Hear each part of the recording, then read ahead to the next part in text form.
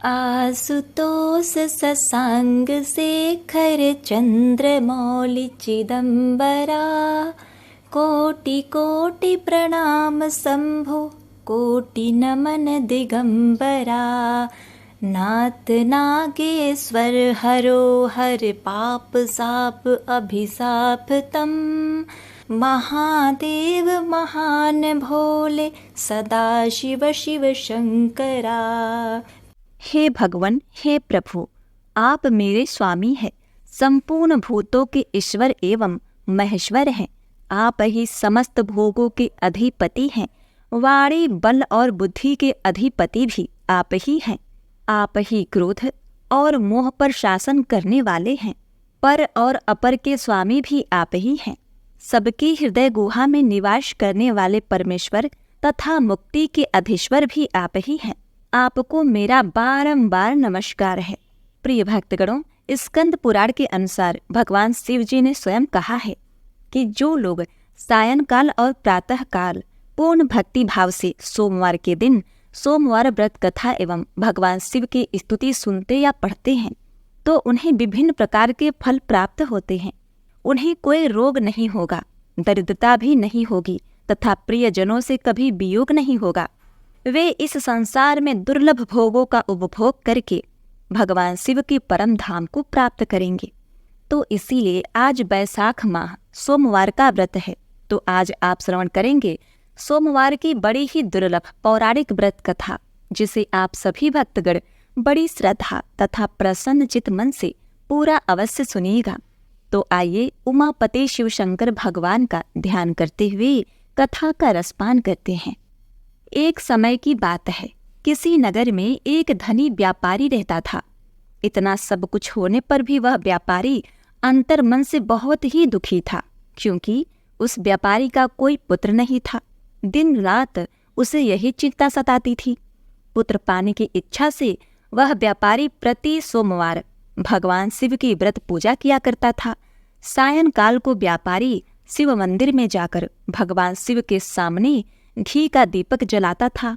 उस व्यापारी की भक्ति देखकर एक दिन पार्वती माता ने भगवान शिव से कहा, हे प्राणनाथ, यह व्यापारी आपका सच्चा भक्त है। कितने दिनों से यह सोमवार का व्रत और पूजा नियमित कर रहा है। भगवान, आप इस व्यापारी की मनोकामना अवश्य पूर्ण करें।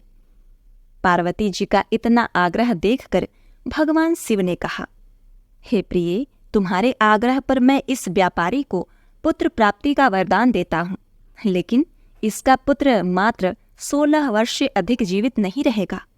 इस व्यापारी के भाग्य में तो पुत्र नहीं है। प्रिय भक्तों, उसी रात भगवान शिव ने स्वप्न में उस व्यापारी को दर्शन देकर उसे पुत्र प्राप्ति का वरदान दिया और उसके पुत्र के 16 वर्ष तक जीवित रहने की बात बताई। भगवान शिव के वरदान से व्यापारी को बड़ी ही खुशी हुई, लेकिन पुत्र की अल्प आयु की चिंता ने उसकी खुशी को नष्ट कर दिया। व्यापारी पहले की तरह सोमवार का विधिवत व्रत करता रहा। अब कुछ महीने पश्चात उसके घर में अति सुंदर पुत्र उत्पन्न हुआ। इससे व्यापारी के घर में खुशियां भर गई। बहुत धूमधाम से पुत्र जन्म का समारोह मनाया गया। व्यापारी को पुत्र जन्म की अधिक खुशी नहीं हुई, क्योंकि उसे पुत्र की अल्प आयु के रहस्य का पता था। यह रहस्य घर में किसी को नहीं मालूम था। विद्वान ब्राह्मण ने उस पुत्र का नाम चंद्रशेखर रखा। जब चंद्रशेखर 12 वर्ष का हुआ तो शिक्षा के लिए उसे वाराणसी भेजने का निश्चय किया गया। व्यापारी ने चंद्रशेखर की मामा दीपचंद्र को बुलाया और कहा कि चंद्रशेखर को शिक्षा प्राप्त करने के लिए काशी छोड़कर आओ। अब चंद्रशेखर अपने मामा के साथ शिक्षा प्राप्त करने के लिए चल दिया। रास्ते में जहाँ भी चंद्रशेखर और दीपचंद्र रात्रि विश्राम के लिए ठहरते, वही यज्ञ करते और ब्राह्मणों को भोजन कराते। प्रिय भक्तगणों, लंबी यात्रा के बाद चंद्रशेखर और दीपचंद्र एक नगर में पहुंचे। उस नगर के राजा की कन्या के विवाह की खुशी में पूरे नगर को सजाया गया था। निश्चित समय पर बारात आ गई, लेकिन वर का पिता अपने बेटे की एक आंख से काने होने के कारण बहुत चिंतित था। उसे इस बात का भय सता रहा था कि राजा को इस बात का पता चलने पर कहीं वह विवाह से इनकार न कर दे, इससे उसकी बदनामी होगी। वर के पिता ने चंद्रशेखर को देखा तो उसके मस्तिष्क में एक विचार आया। उसने सोचा, क्यों न इस लड़के को दूल्हा बनाकर राजकुमारी से विवाह करा दूं। विवाह के बाद इसको धन देकर विदा कर दूंगा और राजकुमारी को अपने नगर ले जाऊंगा। वर के पिता ने इसी संबंध में चंद्रशेखर और दीपचंद से बात की। दीपचंद ने धन मिलने के लालच में वर के पिता की बात स्वीकार कर ली।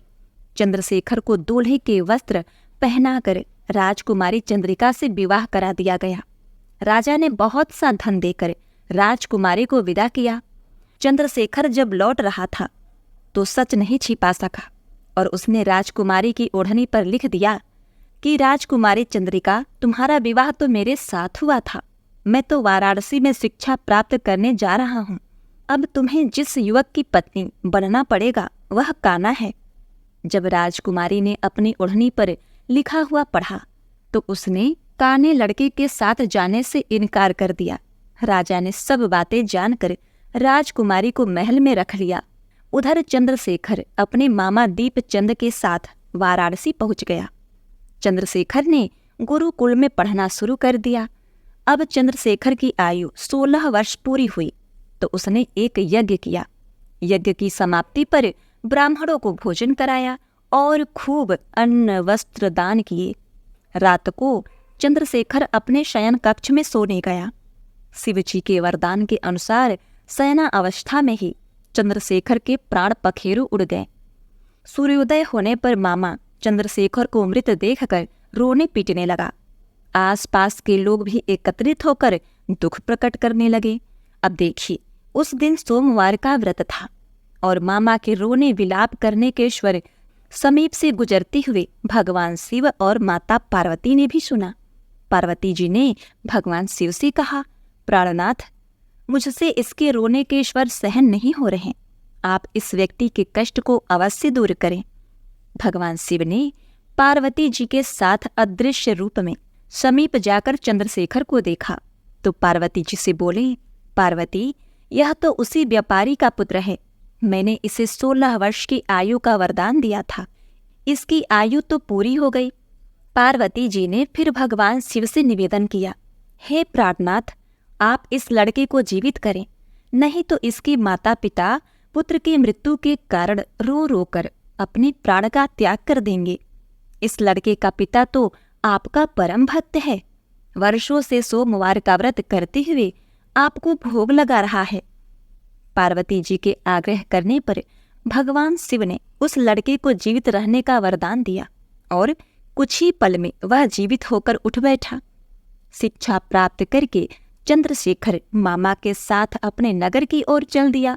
दोनों चलते चलते उसी नगर में पहुंचे जहां चंद्रशेखर का विवाह हुआ था। उसी नगर में भी चंद्रशेखर ने यज्ञ का आयोजन किया। समीप से गुजरते हुए नगर के राजा ने यज्ञ का आयोजन देखा। राजा ने चंद्रशेखर को तुरंत ही पहचान लिया। यज्ञ समाप्त होने पर राजा चंद्रशेखर और उसके मामा को महल में ले गया और कुछ दिन तक उन्हें महल में रखकर बहुत सा धन वस्त्र देकर राजकुमारी के साथ विदा किया। रास्ते में सुरक्षा के लिए राजा ने बहुत से सैनिकों को भी साथ भेजा। अब दीपचंद ने नगर में पहुंचते ही एक दूत को घर भेजकर अपने आगमन की सूचना भेजी। अपने बेटे चंद्रशेखर के जीवित वापस लौटने की सूचना से व्यापारी बहुत ही प्रसन्न हुआ। प्रिय भक्तों, उस व्यापारी ने अपनी पत्नी के साथ स्वयं को एक कमरे में बंद कर रखा था। भूखे प्यासे रहकर व्यापारी और उसकी पत्नी बेटी की प्रतीक्षा कर रहे थे, क्योंकि उन्होंने प्रतिज्ञा कर रखी थी कि यदि उन्हें अपने बेटे की मृत्यु का समाचार मिला तो दोनों अपने प्राण त्याग देंगे। व्यापारी बहुत प्रसन्न हुआ। सोमवार का व्रत करने से व्यापारी के घर में खुशियां लौट आई।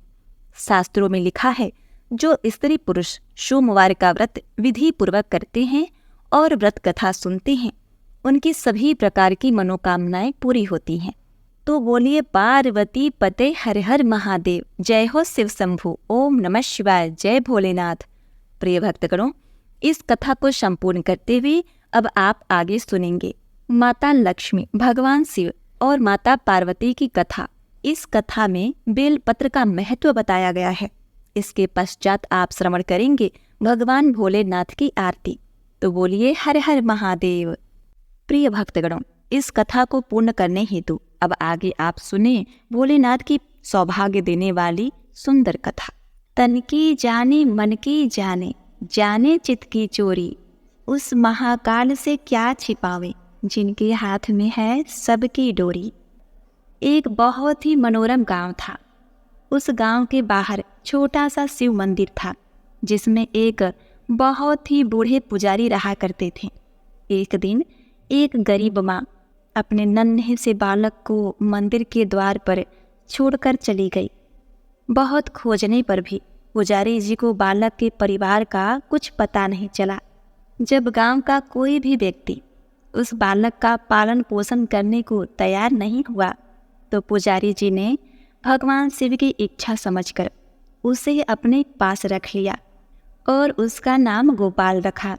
गांव के श्रद्धालु भक्तों से जो कुछ प्राप्त होता, उसी से भगवान शिव का, पुजारी जी का और बालक गोपाल का किसी तरह गुजारा चलता था।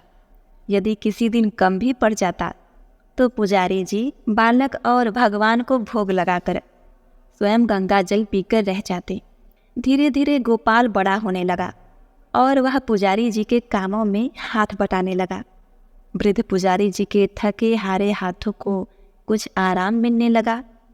इसीलिए उन्होंने गोपाल को मंदिर की सफाई, भगवान शिव की पूजा, उनको भोग लगाने और उनकी आरती करने की विधि अच्छी प्रकार समझा दी। भगवान शिव के नाम का जाप और कीर्तन करने में समय लगाने लगे। एक दिन भगवान शिव के मंगलकारी नाम का ओम नमः शिवाय, ओम नमः शिवाय, ओम नमः शिवाय, शिव शिव शिव का जाप करते हुए उनके प्राण छूट गए। अब बालक गोपाल का इस संसार में भगवान शिव के सिवाय और कोई सहारा नहीं था। उसने पुजारी जी की ये 3 बातें कभी नहीं भूली। भगवान भोलेनाथ शिव शंकर को ताजी गर्म रसोई का भोग लगाना, भगवान को भोग लगाए बिना स्वयं कुछ नहीं खाना, भगवान शिव पर विश्वास रख कभी भी किसी भी चीज का संग्रह न करना, बासी भोजन तक का भी नहीं। यदि कोई भक्त पहले से भोजन या मिठाई मंदिर में दे जाता, तो बालक गोपाल उसे गरीबों में बांट देता। वह ताजी रसोई बनाकर ही भगवान को भोग लगाता, उसके बाद ही स्वयं प्रसाद ग्रहण करता और यदि बचता तो उसे बांट देता। यदि रसोई बनाने को सामग्री नहीं होती, तो गोपाल भोले बाबा को गंगा जल पिलाकर ही रह जाता। एक बार बरसात का मौसम आया। 3-4 दिन तक मूसलाधार वर्षा होती रही और मंदिर में एक भी भक्त नहीं आया। गोपाल अपने भोले बाबा को गंगा जल का ही भोग लगाता रहा और बेचारा अपने खुद उसी गंगा जल को पीकर रह जाता। अब देखिए, भगवान भोलेनाथ बालक की भक्ति और सहनशीलता की परीक्षा भी ले रहे थे, किंतु आखिर में अपने भक्त बालक को भूख से तड़पता देखकर उनसे रहा नहीं गया। और वहाँ माता पार्वती तो ममतामयी हैं ही। वे सेठ के नौकर का रूप धारण करके हाथ में भोजन सामग्री की बहुत सारी पोटली लेकर वर्षा में भीगते हुए मंदिर के द्वार पर जा पहुँचे। उन्होंने आवाज़ लगाकर गोपाल को बुलाया और उसके हाथ में पोटली देते हुए बोले, सेठ जी ने यह कच्चा राशन भेजा है, इससे रसोई बनाओ और भोग लगाओ और स्वयं ही प्रसाद पाओ। मैं कल फिर आऊँगा। गोपाल ने आशीर्वाद देकर उसे विदा किया और सूखी गीली लकड़ियों से धुएं में गर्म रसोई बनाकर भोले बाबा को भोजन कराया। पूरे बरसात के मौसम में भोले बाबा नौकर की भेष में गोपाल के घर आते और सीधा दे जाते और स्वयं भी गर्म गर्म रसोई का भोग पाते। एक दिन गोपाल ने सोचा, सेठ जी को सीधा भेजते हुए 4 महीने हो गए हैं, किंतु वे स्वयं कभी मंदिर में नहीं आए, कभी भी भोले बाबा का प्रसाद ग्रहण नहीं किया। अगले दिन जब भोले बाबा नौकर के भेष में पोटली लेकर आए, तो वह भोला भगत गोपाल बोला, भाई तुम्हारे इतने धर्मात्मा सेठ जी कभी स्वयं मंदिर में प्रसाद लेने नहीं आते। इस कारण मेरा हृदय अत्यंत ही दुखी हो रहा है। अपने सेठ जी से कहना कल वे मंदिर में प्रसाद ग्रहण करने के लिए अवश्य पधारे। यह सुनकर नौकर बने भगवान शिव चौंक कर घबरा गए और बोले, अरे अरे पुजारी जी, सेठ जी मेरे द्वारा आपको सीधा भेजते हैं ना, आपको राशन तो भेजते हैं, आप इससे पकवान बनाइए, भोले बाबा को भोग लगाइए और स्वयं भी प्रसाद खाइए। फिर सेठ जी को बीच में बुलाने की क्या जरूरत पड़ गई? जैसा चल रहा है वैसा चलने दीजिए ना। गोपाल बोला, ऐसे कैसे चलने दो? आपके धर्मात्मा सेठ जी इतने दिनों से भगवान भोलेनाथ को प्रसाद बनाने के लिए इतने सारे राशन भेजते हैं, क्या मैं उन्हें भगवान का प्रसाद देने का अपना कर्तव्य भी पूरा ना करूं? मैं किसी का उधार खाने वाला नहीं हूं। अपने सेठ जी से कह देना, यदि कल भोले बाबा का प्रसाद ग्रहण करने वे नहीं पधारें तो मैं उनका सीधा लेना बंद कर दूंगा। मैं उनसे कोई भी सामग्री नहीं लूँगा। नौकर बने भोले बाबा तो अपने भोले भगत की अकड़ देखकर काँप उठे और यह सोचकर मन ही मन हंस भी रहे थे, अरे वाह, आज तो लेने वाला ही देने वाले पर धौंस दिखा रहा है। लेकिन सरल हृदय भक्त के मनोभाव पर रीझ कर वे बोले, ठीक है पंडित जी, कल सेठ जी मंदिर में प्रसाद ग्रहण करने अवश्य आएंगे। प्रिय भक्तों, अब देखिए, दूसरे दिन बड़े ही सवेरे भोले बाबा नौकर के भेष में दूध और बहुत सारी सामग्री लेकर मंदिर पहुंच गए। गोपाल चौंकते हुए बोला, भाई आज इतना सारा सिद्धा किस लिए? नौकर बने भोले बाबा बोले, पुजारी जी भूल गए क्या, आज आपने सेठ जी को प्रसाद के लिए बुलाया है, इसलिए आप बड़े ही मन से स्वादिष्ट रसोई बनाइए और भोले बाबा को भोग लगाइए। और हाँ, यह तो बता दीजिए कि सेठ जी किस समय पधारे। गोपाल प्रसन्न होकर उन्हें सेठ जी के आने का समय बता दिया। अब भोला भगत की इच्छा पूर्ण करने के लिए भोलेनाथ कैलाश पर सेठ जी का रूप धारण करने लगे। उधर अपने स्वामी को अपने प्यारे भक्त के यहाँ खाने पर जाने का समाचार सुनकर ममतामयी अन्नपूर्णा माँ पार्वती भी भला कैसे पीछे रह सकती थी। वे भी पति की आज्ञा लेकर सेठानी जी का रूप धारण करने में जुट गई। भोले बाबा ने अपने गले में मुंडों की माला उतार दी, शरीर पर लगी भस्म, कमर पर पहना हुआ बाघंबर, बाहों और कानों में पहने सर्पों के हार भी उतार दिए। उन्होंने एक मखमल सुंदर कुर्ता धारण किया, अपने जटाएं सीधी कर गंगा और चंद्रमा को उसमें छिपा लिया, ऊपर से एक सुंदर सी रंग बिरंगी पगड़ी भी पहन ली। सदैव नंगे पैर विचरण करने वाले हमारे शिव जी आज अपने पैरों में रेशमी जूतियां धारण कर ली थी। हाथ का त्रिशूल और डमरू भोले बाबा ने नंदी के हाथ में थमा दिया और अपने हाथ में एक सुंदर छड़ी लेकर पार्वती जी की प्रतीक्षा करने लगे और खूब ठाट बाट से कैलाश पर्वत पर चहलकदमी करने लगे। उधर पार्वती जी घंटों से अपना श्रृंगार करने में जुटी थी, चूँकि महिलाओं की आदत है ना, वैसे ही उन्होंने आज अपने पति देव के नगर में बनी सुंदर नगरी काशी, जहाँ से बनारसी साड़ी उसे पहन लिया, जिसका रंग सेठ जी के कुर्ते से बहुत ही मैच कर रहा था। उन्होंने सोने चांदी हीरे के जगमगाते हुए आभूषण धारण कर लिए, अपने हाथ में बहुत ही सुंदर बने हुए धन के थैले को थाम लिया और भोले बाबा के बार बार आवाज़ लगाने के बाद श्रृंगार कक्ष से बाहर आए। जब पार्वती जी और शिव जी ने एक दूसरे को सेठ सेठानी के वेश में देखा तो वे चकित होकर एक दूसरे को निहारते ही रह गए। दोनों एक दूसरे को देखकर निहाल हो रहे थे। कभी एक दूसरे का ऐसा स्वरूप नहीं देखा था। जब भगवान गौरी शंकर सेठ सेठानी का रूप धारण कर कैलाश से अपने भक्त के यहाँ दावत उड़ाने चले तो गणेश जी और कार्तिकेय भगवान, नंदी जी, ऋषि मुनि, देवता देवांगनाएं उन्हें देखकर ठगे से रह गए। उनकी भी तो इच्छा थी, परंतु क्या करते, बुलावा तो सिर्फ सेठ जी और सेठानी जी रूपी भगवान शिव जी माता पार्वती को था। सेठ बने शिव जी अपने हाथ में ली हुई छड़ी को बड़े ही मज़े से घुमाते हुए पृथ्वी पर टहलते हुए चल पड़े और उनके पीछे पीछे माता पार्वती उनके पाँवों की पायल जो कि छन छन मधुर ध्वनि करती हुई मंदिर में प्रवेश करती हैं।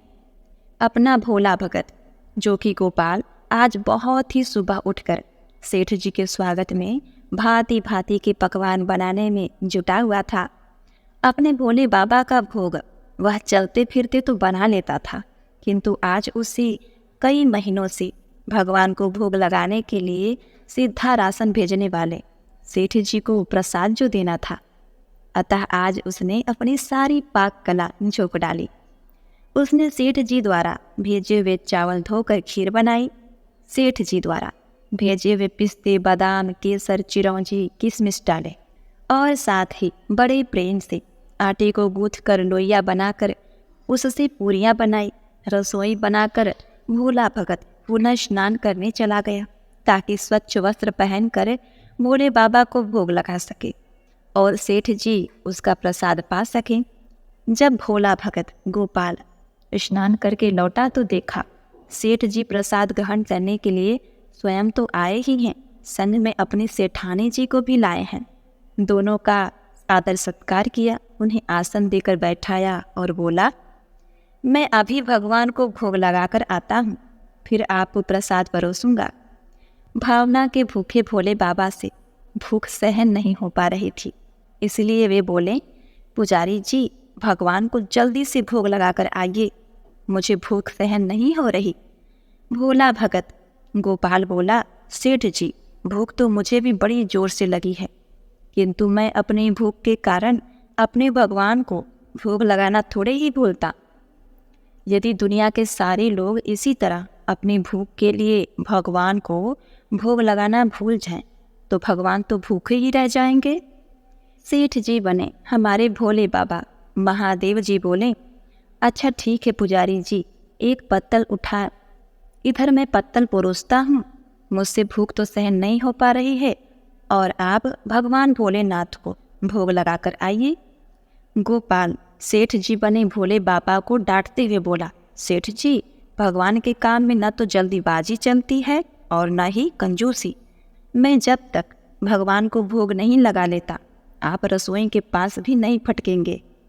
आप चुपचाप इधर बैठ जाइए और ओम नमः शिवाय जपते रहिए, मैं अभी आता हूँ और आपको भर पेट भोजन कराता हूँ। सेठ बने शिव जी डांट खाकर चुपचाप अपने आसन पर जा बैठे।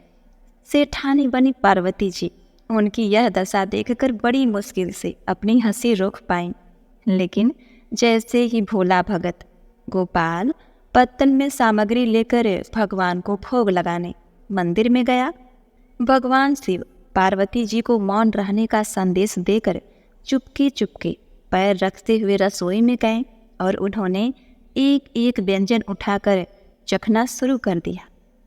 भोले बाबा तो प्रसाद को चखते ही चौंक गए। खीर में चीनी की जगह नमक भरा हुआ था, सब्जियों में चीनी भरी हुई थी। जैसे ही भोले बाबा ने रोटी का एक गिलास तोड़कर मुंह में दिया, सी सी करने लगे, क्योंकि रोटी में मिर्ची ही मिर्ची भरी थी। वे सी सी करते हुए उल्टे पांव भाग गए और अपने आसन पर जा बैठे।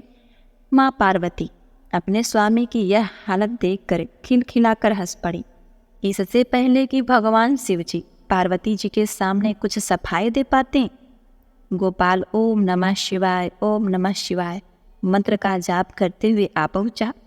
उसने भोजन को रसोई में से निकाल कर गंगा जल छिड़क कर प्रसाद मिलाकर पवित्र बना डाला और फिर सेठ जी के सामने पत्तल परोसकर हाथ जोड़कर बोला, सेठ जी अब आप जी भरकर प्रसाद पाइए।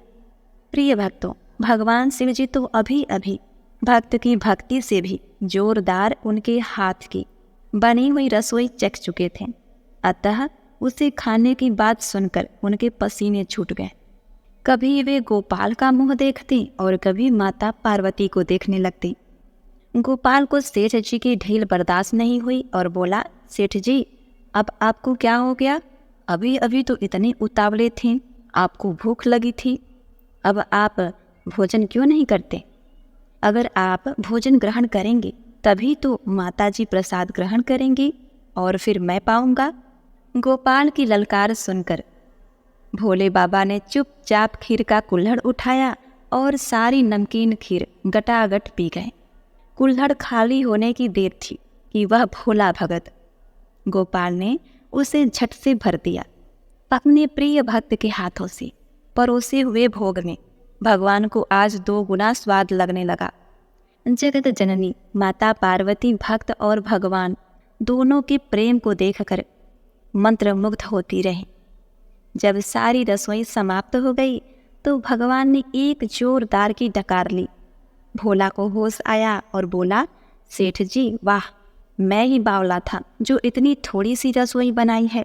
अरे मुझे पता होता कि आपको प्रसाद ग्रहण करना इतना अच्छा लगता है तो मैं और ज़्यादा रसोई बनाता। भगवान शिव अपने पेट पर हाथ फेरते हुए सेठानी बनी पार्वती जी की ओर मुस्कुराते हुए बोले, पुजारी जी मैं इतना रोज कहाँ खाता हूँ, किंतु आज प्रसाद इतना स्वादिष्ट बना था कि अपने पर वश ही नहीं कर सका और खाता ही चला गया। किंतु तभी गोपाल रुआसा होकर बोला, सेठ जी अब तो आपने ठीक नहीं किया, माताजी तो भूखी ही रह गई, वे क्या खाएंगी? ममतामयी पार्वती जी ने उस भोले भक्त गोपाल को रुआसा देखकर उन्होंने बची हुई खीर की 4 बूंदें अपने कंठ में डाल ली। भोले बाबा द्वारा भोग लगाने से प्रसाद में अलौकिक तेज और स्वाद भर गया था। ऐसी सुगंध और मीठी खीर चखकर जगत जननी तृप्त हो गई और उनके तृप्त होते ही सृष्टि का प्रत्येक प्राणी तृप्त हो गया। भोला भगत गोपाल बोला, सेठ जी आपने और माताजी ने प्रसाद तो ग्रहण कर लिया, इससे मुझे बहुत ही संतोष हुआ। समझ लीजिए कि आप दोनों द्वारा प्रसाद ग्रहण करने से मेरा भी पेट भर गया। मेरी तो वैसे भी महीने में 4 एकादशी हो जाती है, किंतु मैं भी एक दाना ले ही लेता हूँ, जिससे कि भगवान के प्रसाद का अनादर न हो। यह कहकर जैसे ही गोपाल ने खीर के पात्र में लगा चावल का एक दाना उठाकर अपने कंठ में डाला, उसकी जन्म जन्मांतर की भूख प्यास मिट गई और समस्त वासनाओं और इच्छाओं की तृप्ति हो गई। उसके ज्ञान के नेत्र खुल गए और उसने देखा उसके सामने त्रिलोकनाथ भगवान शंकर और जगत जननी पार्वती जी आशीर्वाद मुद्रा में मुस्कुराते हुए खड़े हैं। गोपाल दौड़कर उनके चरणों में लौटता गया और भक्तिपूर्वक अपनी अश्रुधारा बहाता गया। एक बार प्रेम से बोलिए, जय भोलेनाथ, ओम नमः शिवाय। कर्पूर गौरम करुणावतारम संसार सारम भुजगेन्द्रहारम सदा वसंतं हृदयारविन्दे भवं भवानी सहितं नमामि। जय शिव ओंकारा, भज शिव ओंकारा, ब्रह्मा विष्णु सदा शिव, ब्रह्मा विष्णु सदा शिव, अर्धांगी धारा।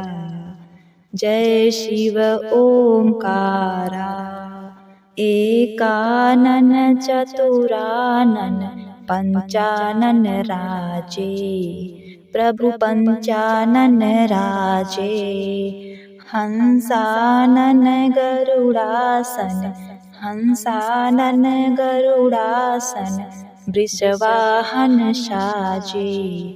जय शिव ओंकारा, 2 भुज 4 चतुर्भुज 10 भुज अति सोहे, प्रभु 10 भुज अति सोहे, तीनों रूप निखरते, तीनों रूप निखरते, त्रिभुवन जन मोहे। जय शिव ओंकारा, क्षर माला वन माला गरुड़माला धारी, प्रभु गरुड़माला धारी। त्रिपुरारी कंसारी, त्रिपुरारी कंसारी, करमाला धारी। जय शिव ओंकारा। श्वेतांबर पीतांबर बाघंबर अंगे, प्रभु बाघंबर अंगे। सनकादि गरुड़ादिक, सनकादिक गरुड़ादिक, भूतादिक संगे। कर मध्ये कुशमंडलु, चक्र त्रिशूलधारी, प्रभु चक्र त्रिशूलधारी।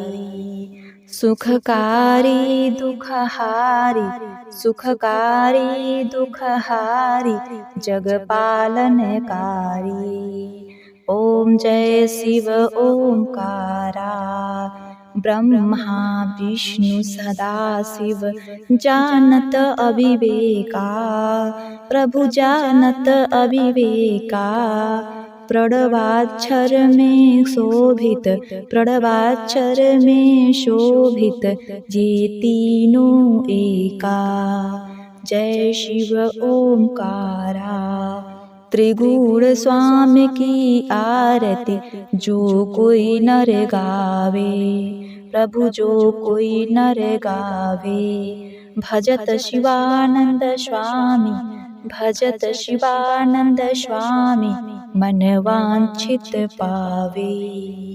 जय शिव ओंकारा, जय शिव ओंकारा। भज शिव ओंकारा। ब्रह्मा विष्णु सदा शिव अर्धांगी धारा। जय शिव ओंकारा।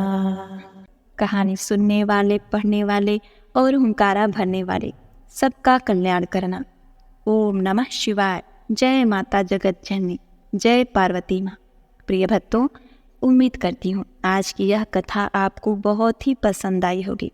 अगर आपको हमारी यह कथा पसंद आई है तो आप हमारे चैनल को सब्सक्राइब, वीडियो को लाइक और कमेंट में हर हर महादेव अवश्य लिखिएगा। आपका जीवन सुखमय और कल्याणकारी हो, इसी कामना के साथ आपसे विदा लेते हैं। मिलते हैं नेक्स्ट वीडियो में।